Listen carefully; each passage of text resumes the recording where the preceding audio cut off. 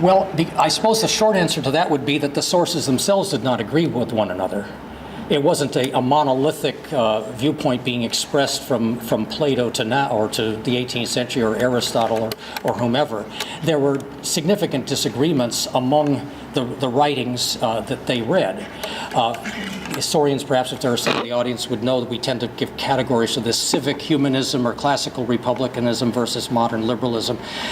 There are different intellectual and political traditions that were exemplified by their writings. So, for example, Cato's letters, or Addison and some of those folks, some of the Tory opponents of the Whig regime of 18th century England, had a very different idea as to the vitality and propriety of what we would call free market capitalism than, say, Adam Smith did.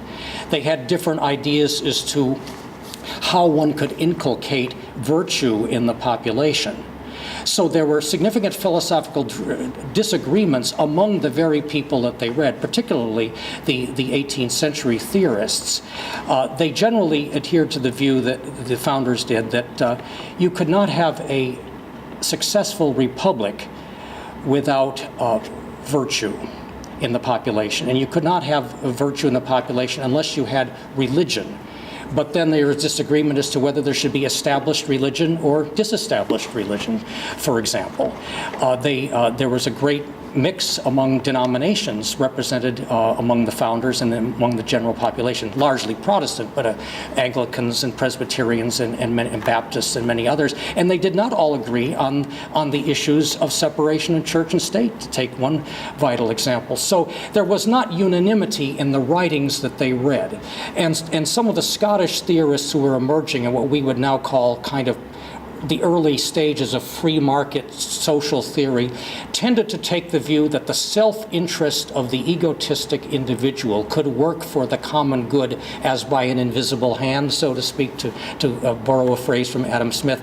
Many of the classical writers of ancient times argued that no, the self-interest would not lead to the common good. You had to inculcate virtue in the population, and that was the reason why most of the ancient writers said to have a successful republic so dependent upon the self-discipline, self-restraint, and virtue of the citizenry, you had to have a small setting for it so that everyone could know everybody and exert a kind of peer pressure of morality. What David Hume suggested, and Madison famously picked up upon in the Federalist Papers, was that no, you could have a republic that was successful on a continental scale, not by inculcating virtue through sumptuary legislation or some kind of religious formation, but by the sheer breadth and expanse of the country, so that all of the egotistic, self-interested people out there might form factions and might compete and jostle, but there'd be so many of them they could never get together and form an overpowering tyrannical force. So Madison had the solution, he thought, for the problem of republican government, namely a large scale with so many diverse interests that no one could become an oppressive majority. That was a break with the classical tradition. And because the classical tradition had always argued that you have to have a kind of strong civic virtue in a small place in order for republicanism, self-government, to work. So there's an example of what I'm aiming at. I think that would be the best answer I would give to that. These are issues that had been debated for literally centuries, even millennia. Now, they did have a general common agreement that they wanted what we call republicanism. That is to say, they didn't want a monarchy, they didn't want an absolute dictatorship, they didn't want a Caesar. But then how does one bring that about? Well, there were different avenues, different competing approaches, and as we know, factions formed in our country in the 1790s, and we got two political parties ultimately. And that was not something that they were initially comfortable with. So I won't give any more examples to underscore the basic point, but that would be my basic point. It's nice to say we all read the same books, we all go back to the classics, and you can get some common examples that everyone recognizes. You create a kind of universe of discourse, so everybody's comfortable. They all are on the same wavelength in a broad sense, but they don't draw the same conclusions because not all the people they read draw the same conclusion. And particularly particularly as the Enlightenment worked its way into the society through the Scottish philosophers and the economists and so forth, there was a moving away from some of the more ancient classical Republican ideology. So it's a very transitional phrase. The more I examine this period, the more I see the number of diverse and competing influences on these people, but they were practical, and they'd pick something from here and something from there. They were looking to history and to the classics and to the ancients. They were looking to whatever source they could find, which helped them to avoid errors, they thought, but that did not produce unanimity. And I think the reason is that these sorts of great questions did not produce unanimity among the people that they read. So, another question, perhaps, Annette?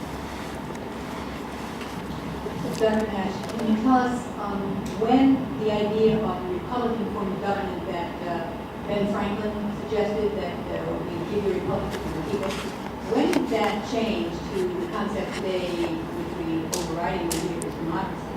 Was it Tocqueville's Democracy in America? Was it a book? Or was it just a practice of people that suddenly democracy became the overriding? Because today, we don't hear a republic form of government, other than maybe in some certain historical classes. Well, republicanism really meant self-government, but then the question is, how do you set up self-government? Do you have direct popular vote for all offices? Do you have property holding as a qualification for voting? That was true of many states into the 19th century. So, and this became an issue in the Constitutional Convention, namely as Madison wanted, should both houses of the new Congress be elected by popular vote? Will the small states held out and won? They said no. The Senate will be apportioned by 2 senators per state. That was a way they thought of protecting small states from Virginia and Pennsylvania and New York, the big states of that era. So while they were all committed to a form of government in which the public got the right to rule, the prism through which that, PRISM, the prism through which that filtered was devised in such a way as to avoid what they thought were the excesses of the mob of democracy. Now, eventually in the 19th century, as you hinted with Tocqueville, the broadening of the electorate occurred, and of course, historians generally talk about the Revolution of 1828, Jackson's election, Jackson the vulgarian versus John Quincy Adams, could speak Greek and Latin, and Harvard man, educated and so on. This represented a moment of moving away from a kind of rule by the natural aristocracy, to borrow John Adams's terms, and more toward voting by numbers. But I think that would have been probably the era that's a kind of an obvious answer, but that would be the era when we moved beyond the notion of rule by educated people, elected by the people, but still ruled by a kind of educated elite, an elected elite, not an inherited aristocracy, an elected elite. So there is a check on them. There is popular input. Where we moved beyond that to eventually, with direct election of senators, we eliminated that. Took to the 20th century. We now elect. Even the senators are elected not by state legislatures, as was the case for over 100 years, but directly by the people. And some have argued that was another major democratizing trend in our society, which was relatively recent. So I think that the early 19th century, after that founding generation died off, was the moment when we got to the notion that everyone was equal to everyone else in skill and not simply in access to the ballot box. So we got a much more democratic notion about being able to rule, and Jackson brought in the spoil system, so-called. Anyone could be competent to handle a public office, you see, if it was of the right party or the right persuasion. So we changed a lot of popular attitudes with time toward what it took to be a successful elected leader.